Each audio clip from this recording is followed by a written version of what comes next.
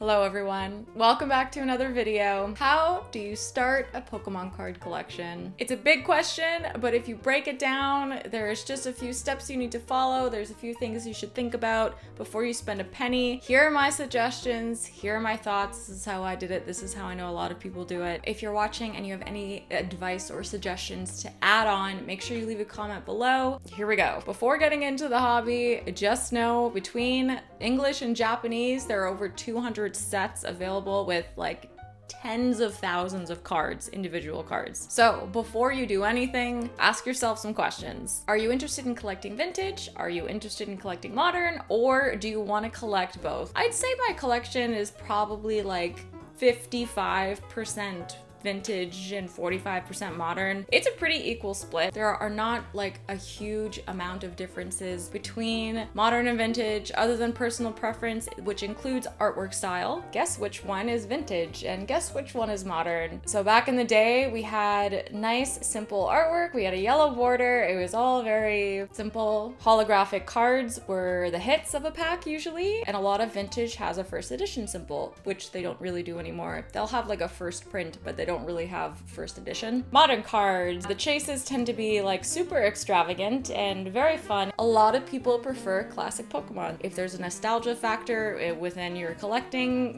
purposes, you might want to go vintage. If you collect vintage, obviously you have like decades worth of time value on your collection. So this Sylveon SAR came out like literally a week ago. This card was released in 2002. Cards tend to appreciate in value over time, so if you buy vintage, they have 22 years on something like this. So something to think about. Okay, something else to think about. Do you want to collect singles or do you want to collect sealed product? Sealed product is a huge part of a lot of people's collections. Sealed product can range from like game cartridges to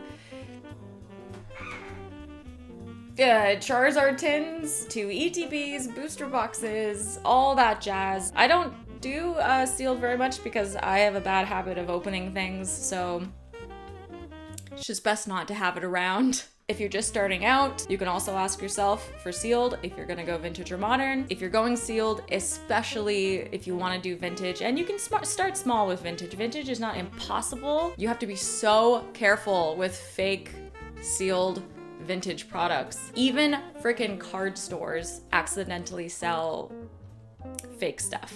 Do you want to collect master sets or do you want to just collect singles? Do you want to collect your favorite Pokemon artwork or do you want to collect a certain group of things? For example, just shiny Pokemon, just evolutions. If you're going the master set route, so fun. I have a few master sets of my own. Vintage master sets, of course, they tend to be a little more difficult. The singles are a little harder to come by because tend to be fewer of them. Modern master sets are a great way to start filling binders. There are a lot of different ways you can collect singles. There's a lot of different ways you can go about master sets. For example, I don't know how many people know this, but in Japanese, I collect art rares and character rares. I just pick my favorite ones and add them to my binder. You can see they're kind of scattered throughout a lot of different Japanese sets, and I just kind of like find them and buy them because I think they're great. Master sets are different. Master sets consist of all the commons, uncommons, reverse holos, full arts, everything from the set, everything. When Evolving Skies first came out, I was very determined to do a master set, and I completed it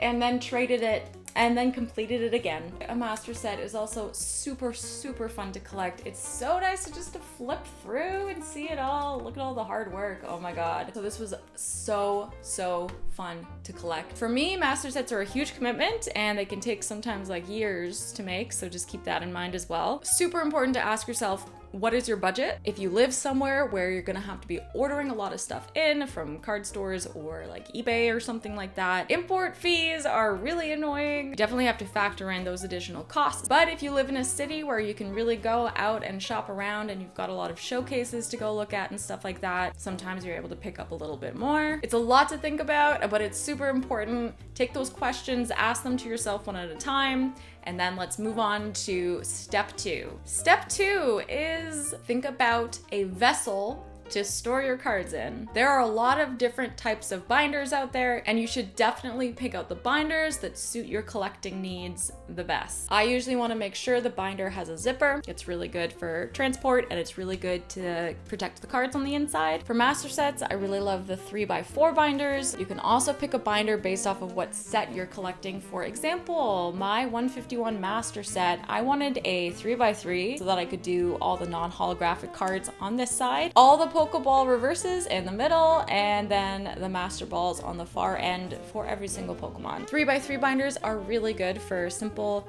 kind of starting out collecting, or maybe you want a trading binder. If you want something small just to start out and bring it around with you, show your friends, you know? Okay. Another thing you can do, this looks like a brick. If you are planning on just collecting high-end singles, you might want to consider a top loader binder. This is a binder where you can fit top loaders and can't store regular sleeved cards and top loaders in here.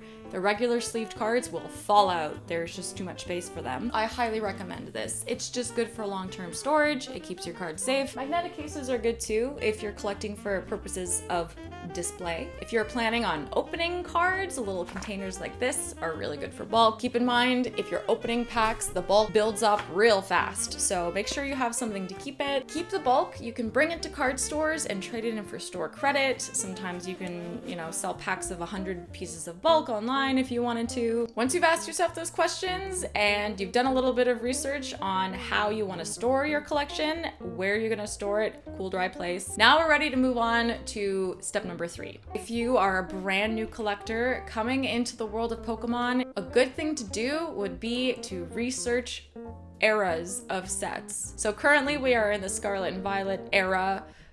Is it called an era? I'm just gonna call it an era. Before Scarlet Violet, we had Sword and Shield. Before that, we had Sun and Moon. A really good thing to ask yourself is what type of era you'd like to start with. So Scarlet Violet, for example, we've switched over from yellow borders on Pokemon cards to silver. If you like the yellow borders, you wanna do Sword and Shield and backwards. Pokemon artwork and style changes from era to era to era. It might be good to go online and just do some research on what those changes are. Is there a GX Pokemon?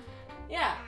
For example, Sun and Moon had tag team. Tag team Pokemon featured 2 Pokemon on the same card. It was really, really cool era. We definitely do not have any of that in Scarlet Violet right now. So if you're a fan of GX, maybe go back a little bit. Just keep in mind that the farther you go back, typically the more expensive you might find things to be. And as I mentioned earlier, the farther you go back, the less likely you'll be able to open sealed product just because it gets way too pricey at a certain point. A huge, massive, popular era is the Wizards of the Coast era. Wizards of the Coast is the kind of like original printing company of Pokemon. They did everything from first edition base set, which was the first set ever released, and the last set published by Wizards of the Coast was Skyridge. Step number 4, once you've selected a set to collect or a certain type of Pokemon, or once you've selected an era to collect Pokemon from, start familiarizing yourself with market value